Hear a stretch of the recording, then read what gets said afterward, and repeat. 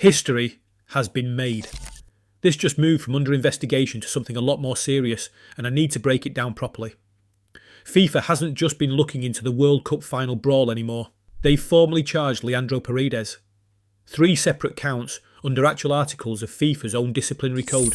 Let me walk you through exactly what he's charged with, what it could cost him, and something that happened literally days ago that makes this so much worse for him.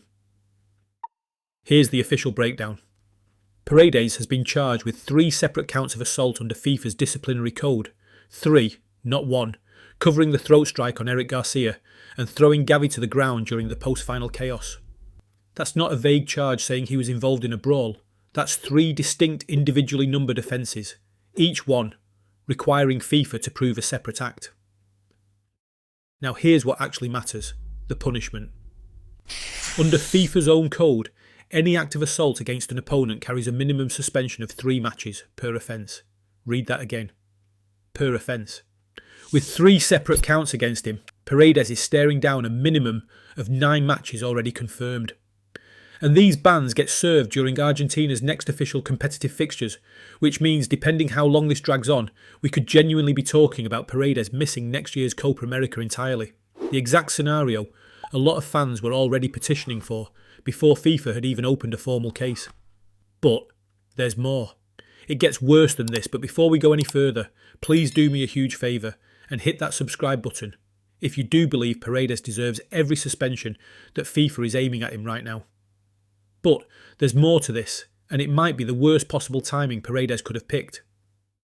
Because, while FIFA's still deciding his fate, Paredes went straight back to Boca Juniors and got himself right back into trouble. Unlike several of his international teammates who took time off after the final, Paredes was straight back out there within days and made 3 appearances, picking up 2 yellow cards in the process before this latest one. One for screaming at the referee. Not surprising, right? And in another match against Newell's Old Boys, he smashed the ball directly at an opponent following a foul call, and it sparked another brawl between the 2 clubs, right there on the pitch. Both benches getting involved. This isn't some old clip somebody dug up. This happened after the charges were already filed.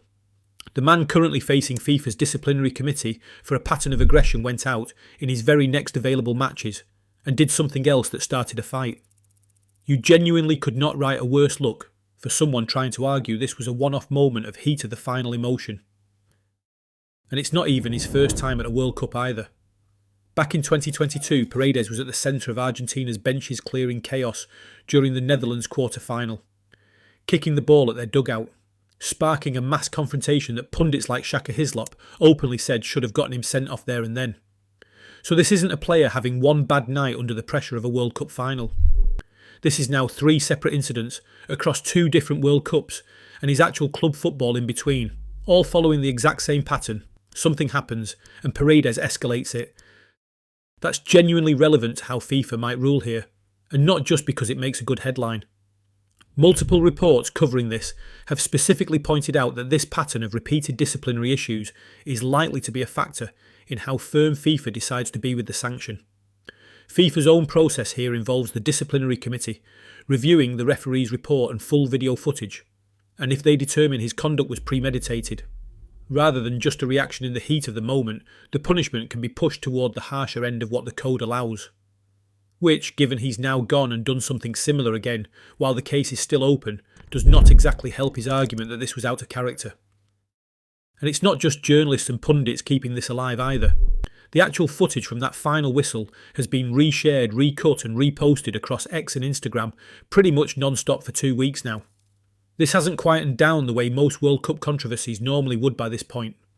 If anything, the online conversation around Paredes specifically seems to have gotten louder since the charges were confirmed, not quieter. FIFA's disciplinary code treats each of these 3 counts as requiring its own 3-match minimum if upheld, and unlike a straightforward red card suspension. This process gives FIFA room to weigh in his history, the 2022 incident, and now Boca Juniors, when deciding whether his conduct reads as a genuine one-off or part of an established pattern. The more it looks like the latter, the less likely FIFA is to land anywhere near that 9-match minimum suspension. Tell me in the comments, after all, are you proud of FIFA for taking action, or do you think they're being too soft? There's more coming to this story very soon. So please hit that subscribe button. You'll be the first to know.